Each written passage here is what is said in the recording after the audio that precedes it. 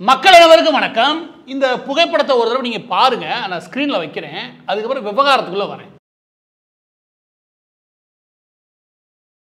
இந்த புகைப்படத்துல ஒரு லேடி நிக்கிறாங்க, பக்கத்துல சமையல் பண்றாங்க, வெட்ட வெளியில ஒரு மரத்து அடியில இந்த போட்டு கழிவுநீர் கொட்டி சுத்தமா சுகாதாரம் இல்லாத ஒரு நிலைமையில இருக்குது. இங்கிட்டு விறகு, அந்த காஞ்சி போன விறகுலாம் வச்சு, இது நல்லாவே தெரியுது ஏதோ போட்டோஷாப்புக்காக பண்ணல, இது உண்மையிலே அவங்க வாழக்கூடிய சூழல். இப்போ இதுல என்ன முக்கியம் அப்படின்னா, இந்த அம்மா யாரும் உங்களுக்கு தெரியுதா?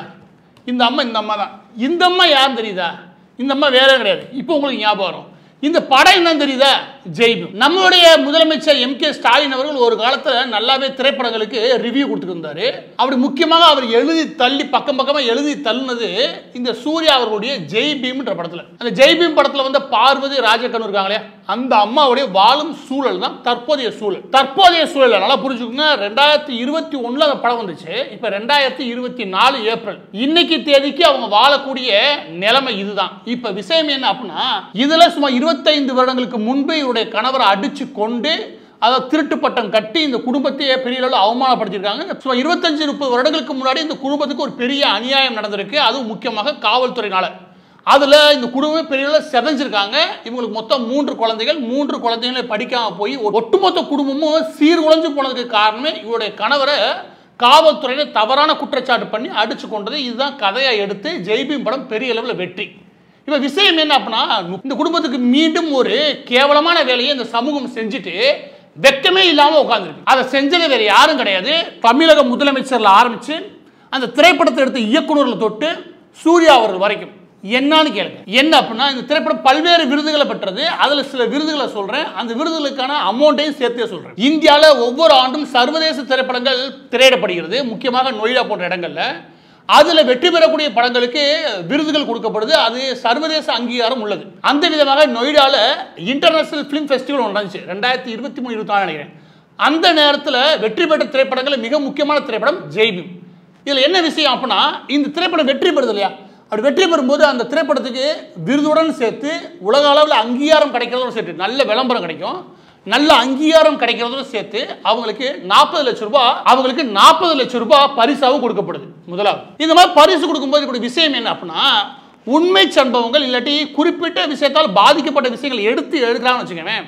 அந்த டைரக்டர், அந்த இயக்குனர் ஆகட்டும், அந்த நடிகர் ஆகட்டும், என்ன தாங்களே முன் வந்து செய்யறாங்க அப்படின்னா, இந்த மாதிரி சர்வதேச அங்கீகாரம் பெறும்போது அதுக்கு யார் உரித்தானவனா அதனால பாதிக்கப்பட்டாங்களே, ஏன்னா அவங்க கதையில இவங்க எடுக்கிறாங்க, அவங்களையே கூப்பிட்டு அங்கீகரிக்கிறது இல்லையா. இது பாரம்பரியமான மிகவும் முக்கியமான நடைமுறை. இந்த எந்த நடைமுறையுமே சூர்யாவோ அந்த படத்தோட இயக்குனரோ ஈடுபட்டதே கிடையாது. இதுல போய் 40 லட்சம் ரூபாய் வாங்கிட்டு சர்வதேச அளவில் இவங்க விளம்பரம் செஞ்சுக்கிட்டு தான் முக்கியம். இதோட கொடூரமான விளம்பரம் பண்ணாங்க. இதோட கொடூரமான விளம்பரம் தேடுற வேலையை இந்த திரைப்படத்தோட இயக்குனர் தீவிரமா பண்ணான். ஆனா பேசுங்க, வாய்க்கிலேயே பேசுவான். ஒரு படி மேல போய் இங்க இருக்க கம்யூனிஸ்ட் பாருங்க, அந்த கூட்டு கலவாணி என்ன பண்ணாங்க, சீனாவுக்கு கம்யூனிஸ்ட் வழியாக இந்த திரைப்படத்தை இன்னொரு முக்கியமான விருது கொடுத்தாங்க. யாருக்குமே தெரியவே தெரியாது. அது என்ன அப்படின்னா, சீனால நடக்கக்கூடிய மிக பிரபலமான முக்கியமாக வெஸ்டர்ன்ல ஆஸ்கார் இருக்கு இல்லையா, அதே மாதிரி சீனா அதுக்கு போட்டியாக இந்த குவாடிங் அவார்டுன்னு ஒரு அவார்டை நடத்துறாங்க. சர்வதேச அளவில் கூடிய திரைப்படங்களுக்கு விருது கொடுக்கிறது. அது இந்த படம் கம்யூனிசம் அடிப்படையாக கொண்டதுன்னு சொல்லிட்டு இந்த படத்தை சிறப்பா இதுக்கு ஒரு அவார்டை கொடுத்து, இந்த ஜெய்பீம் படத்துக்கு ஒரு அவார்டை கொடுத்து அதை அங்கீகரிச்சிருந்தாங்க. இது வந்து ஏசிய அளவில் முக்கியமாக சீன மார்க்கெட்டுக்குள்ள நீங்க ஒரு திரைப்படம் எடுத்து உள்ள போகணும்னு நினைச்சீங்கன்னு வச்சுக்கோங்க, உங்களுக்கு பெரிய லெவலில் ஃபண்டு சீனாலேருந்து கிடைக்கும்னு நினைச்சீங்கன்னா இந்த அவார்டை நீங்க வாங்கிக்கணும். இந்த அவார்டை நீங்க ஏதாவது வாங்கிட்டு வச்சீங்க, அடுத்த 5 to 6 வருஷத்துக்கு சீனாவில் இருக்கக்கூடிய முக்கியமான வங்கிகள் எல்லாமே திரைப்படம் எடுக்கிறதுக்கு போதிய அளவுக்கு உங்களுக்கு உதவி செய்ய தயார். இந்த அங்கீகாரமும் ஜெய்பீம் பெற்றுச்சு. இதுல முக்கியமான விஷயம் என்னன்னா, இந்த விருதுக்கு சுமார் 1 கோடி ரூபாய் பரிசு தொகை கொடுக்கப்படுது. இந்த 1 கோடி வாங்கும் போதுமே கூட இந்த அம்மாவுக்கு எந்த பைசாவும் கொடுக்கல. இப்ப உள்நாட்டில், அப்புறம் ஏசிய அளவில், இப்ப வெஸ்டர்னுக்கு போயிருவோம். வெஸ்டர்ன் மற்றும் பிற நாடுகளில் மிகவும் பிரபலமான இந்த பாஸ்டன் இன்டர்நேஷனல் பிலிம் ஃபெஸ்டிவல் இருக்குது. இந்த பாஸ்டன் இன்டர்நேஷனல் பிலிம் ஃபெஸ்டிவல்லையும் இந்த திரைப்படம் திரையிடப்பட்டது. அதுலயும் வெற்றி பெறுது. அது வெற்றி பெறும்போது சுமார் $30,000 பரிசு கொடுக்கப்படுது. நான் திரும்ப சொல்றேன், வெற்றி பெற்ற ஒரு மிகப்பெரிய பேர் கிடைக்குது, உங்களுக்கு ஒரு சர்வதேச அங்கீகாரம் கிடைக்குது, அதன் மூலமாக ஒரு பெரிய பிளாட்ஃபார்மே ரெடி ஆகுது. நீங்க அதுல பெரும் தயாரிப்பாளராகவும் பெரிய நடிகராகவும் முன்னேறீங்க. முதலாவது. ரெண்டாவது என்ன அப்படின்னா, அதன் மூலம் கிடைக்கக்கூடிய அந்த பரிசு தொகை. இந்த பரிசு தொகை பெறும்போதும் இந்த அம்மாவுக்கோ இந்த குடும்பத்துக்கோ எந்தவித அங்கீகாரமும் கிடையாது. இப்போ நான் மீண்டும் அந்த அம்மாவுக்கு உங்களுக்கு தோணும், திரைப்படம் எடுத்தது சூர்யா. இந்த திரைப்படத்தை எடுத்த சூர்யா ஜோதிகா 2 பேரும் கண்டுக்கல. இந்த படத்தை இயக்குனர் என்ற பேர்ல இவங்கிட்ட எல்லா கதையும் பேசி பேசி உருவி வாங்கி படத்தை எடுத்த விஜிலவிடி ஞானவேல் அந்த ஆளும் கண்டுக்கவே இல்லை. அந்த ஆளு வாய்க்கிலேயே எங்கே உட்காந்து பேசியிருக்கேன் அப்படின்னா இதை பற்றிலாம் பேசலை. என்ன பேசுகிறேன் அப்படின்னா அதில் நியூஸ் பேப்பரில் வேற கொஞ்சம் கூட வெக்கமே இல்லாமல் போடுறானுங்க. என்னன்னா ஜெய்பீம் இயக்குனர் ஞானவேல் அவர்கள், நீ விஜிலவிடி ஞானவேல் சொல்லு, ஊருக்கு நல்லாவே தெரியும். அந்த ஆளு திமுகவுக்கு ஓட்டு போடுங்க. எப்படி திமுகவுக்கு ஓட்டு போடுங்க. நான் என்ன கேட்கிறேன்னா இந்த படம் எடுத்தையே நான் என்ன கேட்கிறேன்னா திமுகவுக்கு ஓட்டு போறான் நீங்க வக்கனே வரையல இவன் ஆரம்பிச்சு இந்த படத்தை எடுத்து மறைமுகமாக திமுகவுக்கு வக்காலத்து வாங்கின சூர்யா ஜோதிகா இப்ப மும்பையில் செட்டில்டு. ஏறக்குறைய இந்த திரைப்படத்தின் மூலம் கிடைச்ச காசை வச்சு புது வீடு வாங்கிட்டு போயிட்டான்னு வச்சுக்கோங்க. அவங்கள ஆரம்பிச்சு இந்த பக்கத்து வெக்கமே இல்லாமல் இந்த படத்துக்கு ரிவ்யூ எழுதின முதலமைச்சர் ஸ்டாலின் தொட்டு இந்த 3 பேர்த்தையும் கேட்கிறேன். என்ன கேட்கணும் அப்படின்னா ஒரு எடுத்துக்காட்டுக்காக சொல்றேன். இந்த டைட்டானிக் படத்தோடைய ஹீரோ இருக்கார் இல்லையா, லியோனார்டோ டி கேப்ரியோ, அவர் நடிச்ச மிகவும் பிரபலமான ஒரு படம் உண்டு, பிளட் டைமண்ட். இந்த இருக்கு அந்த பிளட் டைமண்ட். இது 2006 வந்துச்சு. இதை ஏன் நான் சொல்றேன் கேளுங்க. ஏன் அப்படின்னா இந்த பிளட் டைமண்ட் படம்ன்றது எதற்காக எடுக்கப்பட்டது அப்படின்னா ஒவ்வொரு டைமண்டுக்காகவும் இங்க சர்வதேச சந்தை எப்படி இயங்குது, அதனால ஆப்பிரிக்கா எப்படி பாதிக்கப்படுது, அது கிடைக்கக்கூடிய மக்கள் எந்த அளவுக்கு மோசமான நிலைமையில் இருக்காங்க அப்படின்ற விஷயத்த உலகம் முழுவதும் எடுத்து கொண்டு போய் சேர்த்த முக்கியமான திரைப்படம்னு வச்சுக்கோங்க. இந்த படம் நடிச்சு முடிக்கும் போது யாருக்குமே தெரியாது. சமீபத்தில் இவர் ஆஸ்கார் சம்பந்தப்பட்ட விஷயங்கள் வரும்போது அந்த படத்தை எடுத்த நபர் இப்போ சொல்றாரு. என்ன சொல்றாருன்னா இந்த படம் முடிஞ்சதுமே நாங்கள் எங்கே திரைப்படத்தை எடுத்தோமோ, எந்த ஆப்பிரிக்கால அந்த திரைப்படத்தை எடுத்தோமோ அந்த கிராமம் முழுவதும் எல்லா மக்களுக்கும் நல்ல வீடும் நல்ல தண்ணியும் கிடைக்கிறதுக்கான ஏற்பாடுகள் பண்ணியிருக்கேன் அப்படின்னு சொல்லிட்டு அந்த படத்தில் ஹீரோவா அடிச்ச லியோனார்டோ டி கேப்ரியோ இருக்கா இல்லையா, அந்த காசை கையில் கொடுத்து அதை செஞ்சிருக்குன்னு சொன்னாராம். இது யாருக்குமே தெரியவே தெரியாது. இப்போதான் வெளியே வருதுன்னு வச்சுக்கோங்க. இவன் மனுஷனா ஊரெல்லாம் போய் 25 லட்சம் 1 கோடி 2 கோடின்னு வாங்கிட்டு இன்னொரு பக்கத்து அமேசானுக்கு 45 கோடிக்கு வித்துட்டு படத்தை எடுத்ததே இவங்க வெறும் 10 கோடிக்கு. ஆனால் 10 கோடி படம் எடுக்க வாய்ப்பே கிடையாது. அதில் கருப்பு படத்தை கணக்கெடுப்பான்னு வச்சுக்கோங்க. அந்த படம் எடுத்ததுக்கு மொத்த செலவே 5 கோடி இருக்காது. ஆனால் 10 கோடி கணக்கில் இருக்கானுங்க. 45 கோடிக்கு அமேசானில் விற்று கலைஞர் டிவிக்கு சேட்டலைட் ரைட்ஸ் ஒரு 10 கோடிக்கு மேலே வித்துட்டு என்னோட 50 கோடிக்கு மேலே லாபம் பார்த்து அது போதாது இன்டர்நேஷனல் லெவலில் எல்லா வேலையும் பார்த்து இந்த படத்தின் மூலம் இந்த கும்பல் சும்மா 75 கோடி லாபம் பார்த்துருக்கும். அதை வச்சு தான் சூர்யாவும் ஜோதியா அவர்களும் மும்பையில் செட்டில்டு வச்சுக்கோங்க. இதுல இருந்து 10% வேணாம், 1% ஒரே 1% நீங்க அந்த குடும்பத்துக்கு நீங்க கொடுக்கும்னு நினைச்சதே வச்சுக்கோங்க. அந்த எண்ணம் இருந்துச்சுன்னா நீ கொடுத்துருப்ப. நீ கொடுத்தது எவ்வளவு தெரியுமா? 10 லட்ச ரூபாய் பிக்ஸட் டெபாசிட்ல போட்டுக்கிறாங்க. ஆமா, சூர்யா வந்து 10 லட்ச ரூபாய் கொடுத்தாரு. அதன் மூலமா பிக்ஸட் டெபாசிட் மூலம் மாசம் ஒரு 3000 ரூபாய் வருது. அவங்களுக்கு அது தொகை பெருசா தெரியலாம்.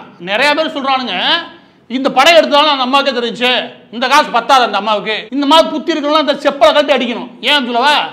ஏன் அந்த அம்மாக்களுக்கு 75 கோடினா ஆகாது, சூர்யால 75 கோடியில மிதக்கலாமா?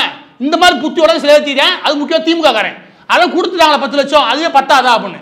நான் என்ன சொல்றேன்னா நீ பிச்சைலாம் போட வேணாண்டா, நீ பிச்சை எவனும் போட வேணாம். சர்வதேச அளவில் டிஜிட்டல் ரைட்ஸ் வந்துருச்சு. அந்த திரைப்படம் எடுத்தது 95% முழுக்க எல்லா கதையும் இந்த அம்மா உடையது. கேட்டா முழுக்க அந்த கதை எல்லாமே அந்த அம்மா உடையது. அந்த உரிமைக்கான தொகையை கொடுக்கடா, உரிமை தொகை 10% கொடுறா, 2% எழுதி கொடுக்குமா இல்லையா? அந்த அம்மாட்ட உட்காந்து கதையை உருவி எழுதி வாங்கின இந்த விஜிலவிடி ஞானவேல், அந்த இயக்குனர் ஞானவேல் இருக்கல, அவனை வெளியே வர சொல்லுங்க. வெக்கமே இல்லாம அடுத்த படத்தை இயக்க போயிட்ட இந்த குடும்பம் அப்படியே நடுத்தல் நிக்குது. புளிய மரத்து அடியில் இன்னும் உட்காந்து சமைச்சுக்கிட்டு இருக்குது. அத்தனை காமிச்சேன். முத புகைப்படம் சொல்றதே என்னன்னா அந்த அம்மா அப்படியே தான் இருக்காங்க. இவங்க எல்லாமே அது நல்லா சம்பாரிச்சுட்டு ஊர்ல வசனம் பேசுன யாரு? ஸ்டாலின். அவன் சம்பாரிச்சுட்டு போயிட்டான். அந்த அம்மா கையை காமிச்சு திமுக வரலாறு, திக வரலாறு, பெரியார் வரலாறு ஊருக்குள்ள பாடம் எடுத்த ஸ்டாலின் உங்க எல்லா பேராலையும் அந்த குடும்பத்துக்கு ஒரு வீடு கட்டி கொடுக்கும்ல, உங்களுக்கு வெக்கமா இல்லைன்னு நினைக்கிறேன். அந்த திரைப்படத்துக்கு உட்காந்து ரிவ்யூ அதுக்கான விமர்சனம் எழுதிக்கிறதுல நான் எம்கே ஸ்டாலின் கேட்கிறேன். அது எழுதுறதுக்கு நேரம் இருந்துச்சுல, அதுல 10 நிமிஷம் யோசிச்சு அந்த குடும்பம் என்னவா இருக்கணும் உங்களுடைய இன்டெலிஜென்ஸை விட்டு என்ன நிலைமையில விசாரிச்சிருந்தா அதுக்கு ஏதாவது உதவி செய்யணும் ஒரு எண்ணம் வந்திருக்குமா இல்லையா? அந்த எண்ணம் கூட இல்லாம இந்த 3 வருஷம் ஓட்டிக்கு இருக்கு இந்த கவர்மெண்ட். எனவே பதிவோட இறுதியாக சொல்ல வேண்டிய விஷயம் என்ன அப்படின்னா யார்ட்டையும் பிச்சை கேட்க வேண்டிய அவசியம் கிடையாது. உங்க எல்லாருக்கும் நன்கு புரிஞ்சுக்கோங்க. இந்த குறிப்பிட்ட மீம்ஸ் இருக்கு இல்லையா, இது உங்க எல்லாருக்கும் நல்லாவே தெரியும். ஒரு வீடு 10 எரியும், ஒரு குழந்தை வந்து சிரிச்சமா இருக்கும். அதை வச்சு ஏகப்பட்ட மீம்ஸ் போட்டிருப்பாங்க. இந்த குழந்தை பின்னாடி வளர்ந்ததுக்கு அப்புறம் அந்த புகைப்படம் இருக்கு பாருங்க, அந்த போட்டோக்கான டிஜிட்டல் ரைட்ஸ் இருக்குது. எப்படி? அதுக்கான டிஜிட்டல் ரைட்ஸ் இருக்குது. அதெல்லாம் அந்த குழந்தைகிட்ட கொடுத்துட்டாங்க. அந்த டிஜிட்டல் ரைட்ஸ் இருக்கக்கூடிய அந்த குழந்தை அதை வெளியே வித்து அதன் மூலமா இந்த குழந்தைக்கு எனக்கு தெரிஞ்சு ஏறக்குறைய 2.5 கோடியோ 3 கோடி ரூபாய் கிடைச்சு. ஒரு போட்டோ, அந்த போட்டோல இந்த குழந்தை வந்ததுனாலேயே அந்த மீம்ஸ் பிரபலமாகி அந்த ஒரிஜினல் போட்டோ வித்தது மூலமாக அந்த குழந்தைக்கு 3.5 கோடி ரூபாய் கிடைக்குதுன்னா அது சட்டப்படி சரி. இங்க சட்டம்னு ஒன்று இருக்கு. யாரும் எவனுக்கு பிச்சை போட வேண்டிய அவசியம் கிடையாது. இப்போ திரைப்படத்தை அந்த அம்மாட்ட இருந்து கதையை முழுசா உருவி படமா எடுத்து எல்லாரும் செட்டில் ஆயிட்டாங்க. ஆனா அந்த அம்மா இன்னைக்கு புளியமரத்தடியில் உட்கார வச்சிருக்காங்க. சூர்யா குடும்பத்துக்கு என்ன தகுதி இருக்கு, இல்லடே இந்த பிச்சிலவடி ஞானவேலுக்கு என்ன தகுதி இருக்கு, இல்ல ஸ்டாலின் குடும்பத்துக்கு என்ன தகுதி இருக்கு?